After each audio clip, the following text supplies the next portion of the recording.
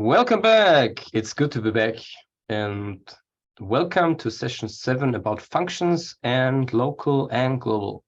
And today we will continue with functions like we did last time, and I hope you had like a nice celebration or like a nice holidays last week. And we will continue with functions and introduce some important words like local and global. And we're still in the phase where we just want to use all the basic knowledge because we want to use it afterwards. I will implement some applications afterwards in some weeks where we try to combine all the knowledge we've learned so far. But at this time of this course, we're still focusing on the basic components of our work. So that's why it's very important you get to know and you get used to work with functions, and you get used to work with global and local. And sometimes I will just try to talk to you like in person as well. And sometimes I will show you some stuff like you want. Okay, let's begin with Visual Studio project, and I hope you can see me, and I hope you can see my project. So first question, I just check it because you never know if you check it, if you see the screen. And first is the screen. Hopefully you can see my screen today. And as the first part is just a summary of functions with some new components, local and global. And the one thing I want to do is I want to show an example in the game development where we want to write the function which minimizes or which adds lives to our game character. So in the very beginning, we want to create the game character with a certain amount of lives. And if we do something wrong, the lives will be minimized. And if we do something right, the lives will be optimized. But if we do something completely crap, all the lives will be set to 0. And I will show the basic usage of lives and how we can use them afterwards as well. And then we try to use a word which is called local and global, which is very important in all programming languages. In the very beginning, I just want to use basic functions to implement something where we can reduce lives or where we can maximize lives. So we just imagine we have a game character with a certain amount of lives, and I just call it int lives. I call it int lives. And in the very beginning, we could ask our computer, we could ask how many lives does your game character, game character have? That's like the first question we have. And I just show you the basic usage of the first. In order to get the lives from our computer, to get the lives from the keyboard, we type, as we know, lives equals convert to int 32 to int 32. And we know we use console readline like we did all the times. And here we go, console readline. In order to get the lives from our keyboard, and I'm just stupid to write some stuff. I'm really dyslexic, so I'm sorry, guys. Game character. Yeah. And in order to get to save the lives into my memory, I declared a variable, as we know. I declared a variable with integer. Integer is declared here. I declare a variable with lives, which reserves a memory space in our area, and I get the values from my lives of my game character stored into my variable lives, which is in here. And afterwards, I wanna do something as follows. I want to just ask some stupid questions, and if I answer it in the right way, I get some lives. And if I answer it in the wrong way, my lives will be reduced. And I wanted to show the basic usage of functions with this example. So maybe I just want to ask some stupid questions. Maybe I want to ask, and as we know, we use strings to work with words or with amount of characters. So I call it string answer. Maybe I can call it string answer afterwards or whatsoever. But I can begin with an answer in the very beginning. So string answer. And to ask my computer or to ask my user, I will write string console write line, maybe a stupid question. Maybe, what's your favorite animal? Okay, like, and as you know, I love cats, so maybe it would be interesting to say if I type in cats, I get more lives. If I type in dog, I get less lives. And if I type in something completely wrong, if I type in, I don't know, what's your favorite animal, I type in a human, my lives will be completely set to 0 or something. And the answer, as we know, I can write console dot readline. So don't think about this example is very interesting or it's very usable in the reality. I just want to show you the usage of functions. That's why. And so in order to check if my answer is equals maybe cats, we know, like this, we build the basic structure of an if. That's like always like this. And maybe we try something like with an else, and we know we don't have to use parentheses when we use else. And when the answer is cats, I really would like that my lives are improved, or like my lives are just increased by 10. Otherwise, maybe if I type in dog, I get like 1 life. If I type in cats, I get plus 10 lives. And if I type in something else, I have to quit the game or whatever. So in order to build this basic structure, I can just copy the first if as well. We can copy this stuff, and instead of writing cats, I can write dogs. So maybe here we want to do something like lives are increased by 10. We can write something like this. And here we could say lives are increased by 1. And otherwise, lives are set to 0.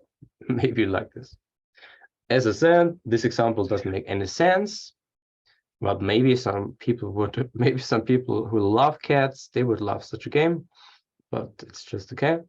In my opinion, cats are great. So that's why. Okay. So, and I want to solve it with functions. I want to build easy functions where we show the usage of functions and the usage how we can add lives, maybe. And this example is usable for many different scenarios. So just try to understand what's happening. The first thing is, and if I would solve it here, I would just type in lives plus equals 10. That would be the lazy version to solve this without using functions, because lives plus equal 10 means the same like lives equals lives plus 10. This would also work, but it's not about working. It's not about writing the fastest code. It's about writing functions, and that's why we do so. Okay, let's go. So the first function is, maybe I call this function win, or not win, maybe I call it not win, I call it increase. I call it increase lives. Maybe I call it increase lives. And I can begin with something like static, as we know. Static, I just write static void. And I'll just void, yeah. Let's begin with void. And we can see afterwards what's happening. And increase lives. We can do something like this. And the first thing is, when we increase the lives of our life variable, we want to control it in the main. So that's why it's very smart to send it back to my main. And how can we do this? We know we can send it with return. So it's very advisable to use some variables where we can send it back and forth. And as we know, if we use return, we have to use something else than void. And we just want to send lives back and forth. So we will type in int. As we know, functions sending stuff from A to B using return will have a certain understanding of the data type which we use, which is very important. Okay. And the next thing is, we want to have as an ingredient, we want to have lives. And it's very important to understand, as we had last time, this parameter is just a copy. It's just a copy, and that's why we can, of course, use lives, but it's not the same lives here than lives here. So we just use a copy. So we can call it whatsoever. We can call it X, we can call it lives, we can call it whatsoever. So this is just how we call it. And that's what. And what we're doing here, we get the lives. We get the lives from the call from our main. We get the lives. And what can we do with lives now? We can do lives plus equals, or lives plus plus. We can do something like this. And return lives. Oh, return, we have already returned. And tells us lives and returns the lives and gives us back. So when we call the function, maybe how many here with cats, we call it, and we can, how can we call the function? Increase lives, always with the name, increase lives, and the variable in the main has the name lives. This will return a variable with the name lives again, because it returns underscore lives. So I have to use it, and I have to get the variable somewhere, maybe here. So I can write lives equals increase lives, which will add 1 to my lives, 1.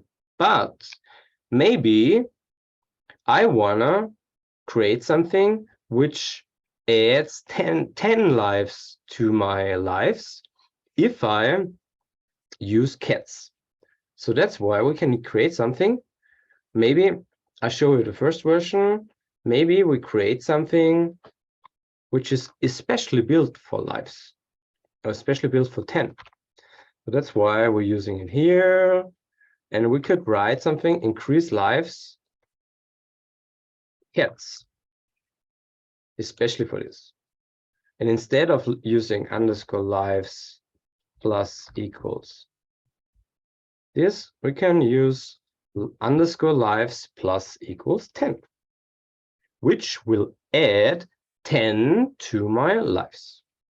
And in order to call my function, I have to use it.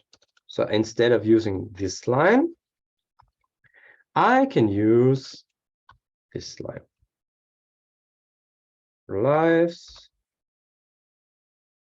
and lives underscore. This will be the first version. Increase lives, especially for cats. And of course, I can use my normal function, increase lives, wherever I want. So maybe if I choose, what's your favorite animal? And I choose dogs, maybe like this, then I can use, of course, I can use the function increase lives, which does something a bit similar and a bit different than my function increase lives cats. Because the function cats increases the value by 10, the function increase lives, the general one, increases the value by 1. This line means increases it by 1. This line means increase it, please, by 10. And of course, as we always know, we can use comments here, and we could use, instead of writing this line, we could use and write something like this, plus equals underscore lives plus 10, which is also possible, but of course we can always use this version as a easier way. And maybe when we type in answer cats, answer dog, maybe something, if we type in something completely different, or maybe if we type in something which is not cats or dogs, we can reduce the lives. Let's say in a computer game, we would say, I have to die, or the game is over, or something. So we could use something like this, and we can change it like this. And if we want to do it, if we want to do this stuff, it's very easy to understand. It's very easy. And we can check it, and we can do it like this. And I will show you, okay? So don't worry, it's very easy to do. So in order to write another function, it's always very nice if we just copy functions. So we just copy functions and we use it like this, and maybe I don't call it increase lives. Maybe I just call it maybe a bit dramatic, but I call it die. Okay, maybe my game character has to die if his or her favorite animal is not a cat or is not a dog. So maybe I just use a function has the name die. And the only thing this function has to do, or should do something, to set my lives to 0. And I don't want to get my lives, because I don't care about if I have 100 lives, if I have 20 lives at the moment, if I have 150 lives at the moment. I don't care. So I don't want to have the amount of lives as a parameter. I don't want to use this information because I don't care. I don't care if I have 100 lives, 20 lives, or whatsoever. That's why, and now it's a very important point for us, that's why we wanna use something which has the name global and local. And that's why we can use this in our application. Very, very, very important. And just to unlock the screen, like here, very important. If you want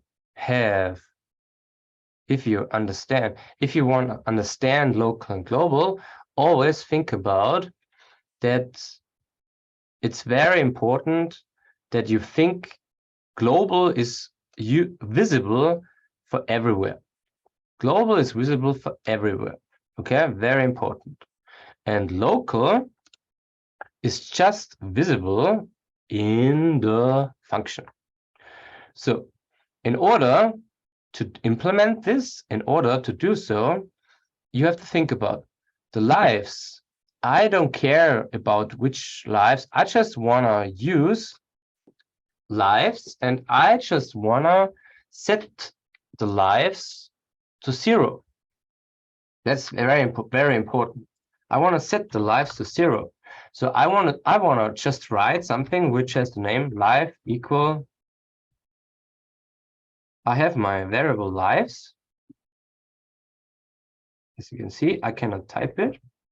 I just try to type it. It's not possible. Even though I could write lives, it's not possible, because that's the main point with functions. Because variables like life or whatsoever, they're just visible in one function.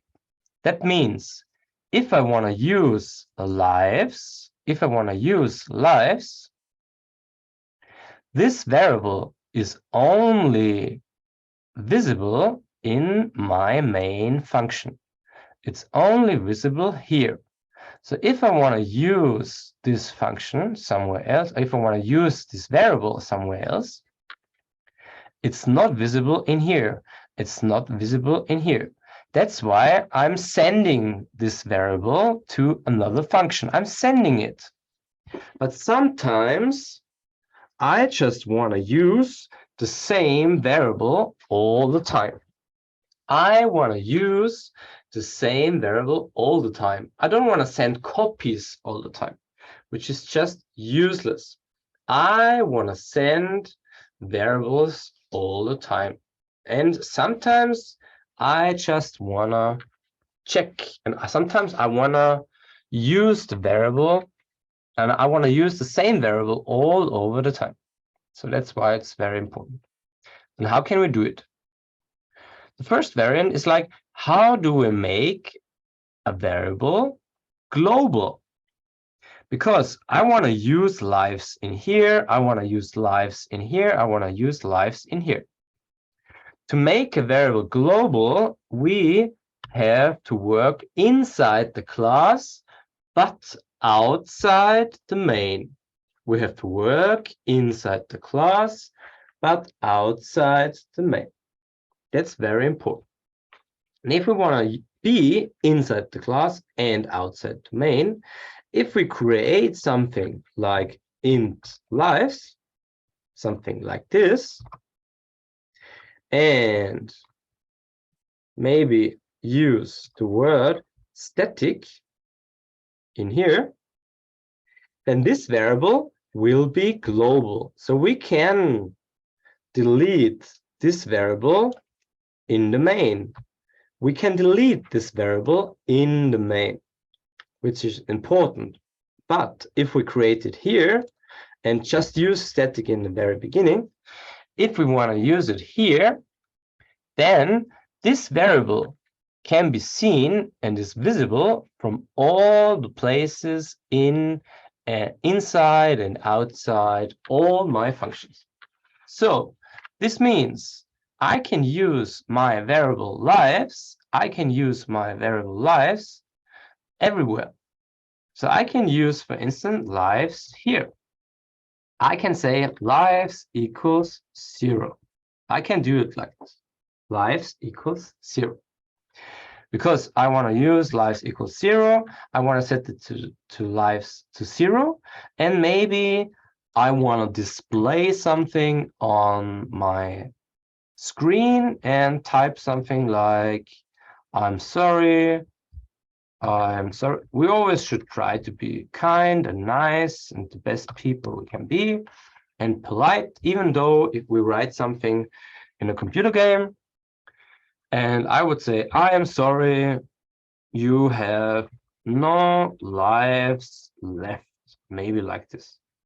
Okay, we can do it like it. And we don't have to use a return value, because if my lives are 0, it's not useful to return anything.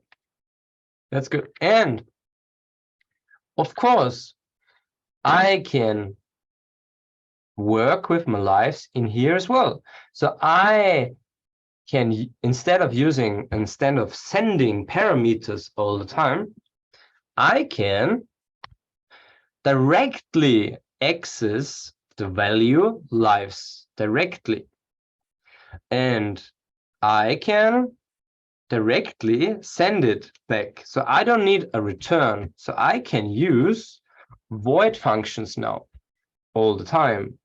So instead of using return and integer, I can use void, and I can use just different functions as well. So I can delete my parameter here again.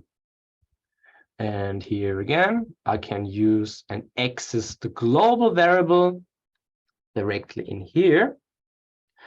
And if I'm calling this function now, I don't have to return this value, and I don't have to send this value.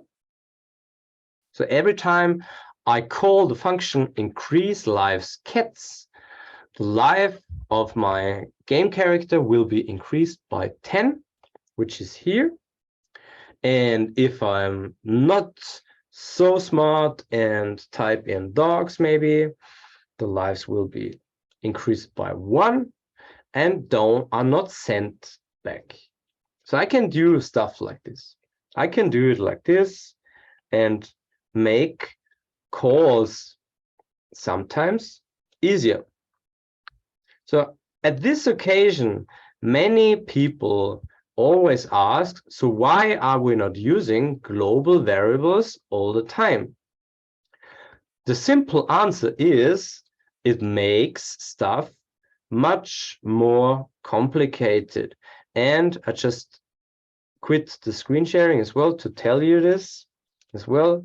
And sometimes it makes stuff much harder to understand where is the value and where is my memory. You have to have an understanding of your memory. You have to have the understanding where are we in the memory. So that's why it's very important to understand this stuff. So that's why globals are not often used, even though in some occasions it makes stuff much easier. So I could use, of course, lives set to 0, but I want to use a function here. So I can use a function here, which has the name die. And the die function, like all the other functions, they don't need any parameters. So I can use it in here, die. Perfect.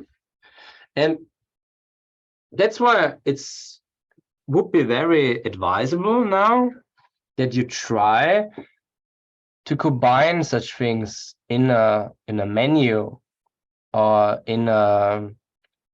with different values, like to make an ordering machine at McDonald's or Burger King where you want to buy some stuff, and at the very end you get the overall price. For instance, you want to buy apples, bananas, and whatsoever, and you can